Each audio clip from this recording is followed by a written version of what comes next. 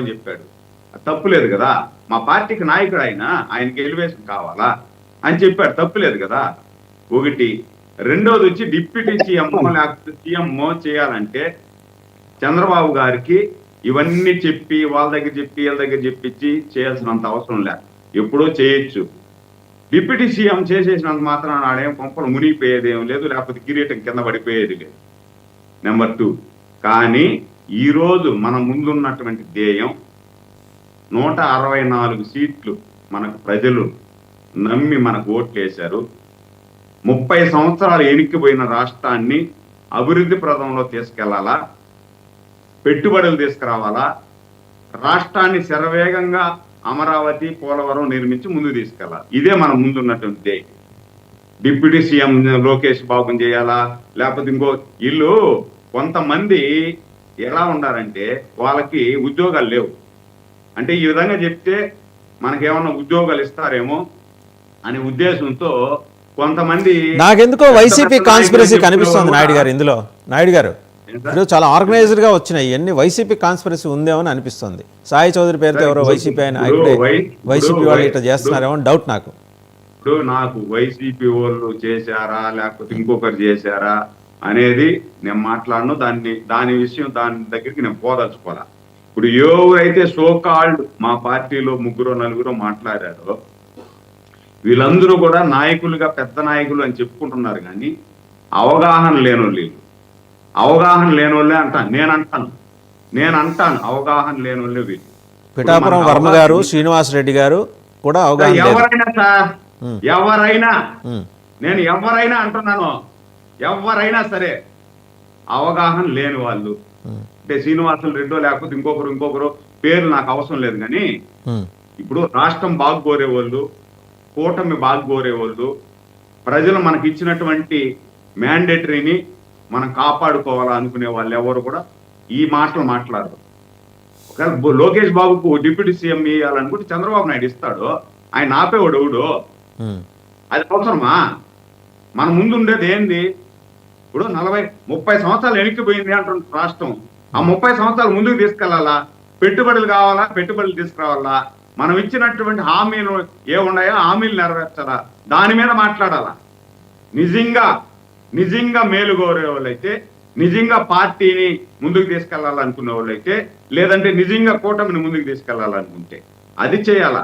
అంతేగాని వీళ్ళు deputy CM అనడం, ఇంకొకరు వచ్చి ఆ డిప్యూటీ సీఎం ఇస్తే మాకు ముఖ్యమంత్రి ఇవ్వండి అనడం, ఇవన్నీ సోతట్లు సార్, సో పీసులు. ఈ రోజుకి పనికొస్తాయి, రేపటికి ఇవన్నీ వేస్ట్.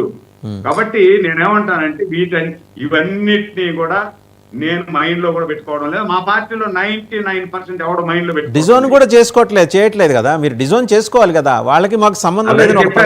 మీకు వచ్చిన ఇబ్బంది ఏంటి? ఆల్రెడీ నిన్న చెప్పారు దీని మీద ఎవడో మాట్లాడద్దండి అని చెప్పారు. అంతెందుకు సార్, నిన్న మా తిరుపతిలో మాట్లాడద్దన్న తర్వాతే భరత్ మాట్లాడారు. ఓకే, సీఎం సమక్షంలో. అంటే వీళ్ళు ఎలా రిస్క్ తీసుకుంటున్నారో తెలుసా తెలివిగా. నాయుడు గారు ఒక్క నిమిషం, వీళ్ళు ఎలా శ్రీనివాసరెడ్డి గారు అంటే సీఎం సమక్షంలోనే మాట్లాడేసి అయ్యా ఏమన్నా పొరపాటు మాట్లాడితే క్షమించండి అయ్యా అని అంటాడు ఆయన. టీజీ భరత్ ఏమో ఎవరేమనుకున్నా పర్లేదు, భవిష్యత్తు ముఖ్యమంత్రి. కాంటెక్స్ట్ని బట్టి ఇక్కడ పార్టీ పరంగా మీ డిమాండ్లు మీకు ఉండొచ్చు కాక, తప్పేం లేదు, ఇందాక మీరు అన్నదంతా నేను ఏకీభవిస్తా.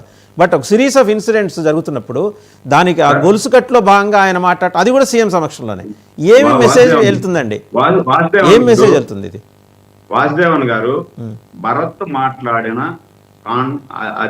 ఆ విషయమే వేరు. అక్కడ బయట దేశంలో పోయి మాట్లాడాడు, అక్కడ ఉన్నటువంటి వాళ్ళని ఉత్తేజపరిచేదానికి ఈ రోజు చేయమని కాదు, భవిష్యత్తు అన్నాడు. కానీ భలే ఉంటుంది సార్ మీ జస్టిఫికేషన్. ఎక్కడికక్కడ ఎంబడే సాంబ్రాన్ని వేసేస్తారు.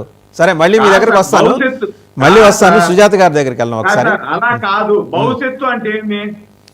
సరే, మీకు నేను చెప్పనా ఒకటి, నాయుడు గారు మీకున్న అడ్వాంటేజ్ ప్లస్ పాయింట్ చెప్పనా? నాయుడు గారు ఒక్క నిమిషం, మీకున్న అడ్వాంటేజ్ ప్లస్ పాయింట్ చెప్పనా? మీకు నాలెడ్జ్ సెంటర్ ఉంది. కాంగ్రెస్ పార్టీ చీఫ్ ఎంబడి వచ్చాడు ఆ రోజు. మీరు కాంగ్రెస్తో కూడా కొన్నాళ్ళు సహవాసం చేశారు కదా, అంతకుముందు ఎలక్షన్స్లో కలిసి వెళ్ళారుగా. అప్పుడు రణదీప్ సుర్జేవాలా అని ఒక ఆయన వచ్చాడు.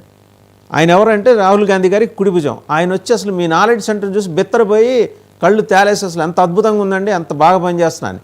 అది మీ గొప్ప సరే మళ్ళీ వస్తాను మీ దగ్గరికి, ఒకసారి సుజాత గారి దగ్గరికి వెళ్ళాలి. కాదు సార్, వస్తా. మీరు మాట్లాడేది మీరు అట్లగా సార్, మీరు మాట్లాడేది మళ్ళా వస్తానంటే మళ్ళీ ఈ సబ్జెక్ట్ పోతాది. ఎక్కడికి పోదు, ఇక్కడే ఉంటది, ఇక్కడే ఉంటది. కృష్ణాంజనేయులు గారు కూడా నవ్వుతున్నారు, ఆయనకి కూడా తెలుసు. అలా కాదు సార్, వాసుదేవన్ గారు మాకు నాలెడ్జీ సెంటర్, ప్రతి పార్టీకి నాలెడ్జ్ సెంటర్ ఉంటుంది. లేదు, కాంగ్రెస్ పార్టీకి లేదు. నేను మళ్ళీ చెప్తున్నా, మీకు క్లారిటీ ఇస్తున్నా, కాంగ్రెస్ పార్టీకి లేదు. అట్టని చెప్పి నాలెడ్జీ సెంటర్ నుండి మాకు ఇచ్చేసి నాలెడ్జ్ సెంటర్ నుండి ఏమి ఇస్తే అది మాట్లాడే మఫ్ఫులు కాదు. నేను నాలెడ్జీ సెంటర్ నుండి ఇచ్చింది తీసుకొని మాట్లాడే మఫ్ఫు కాదు. నాకు ఒక అవగాహన ఉంది.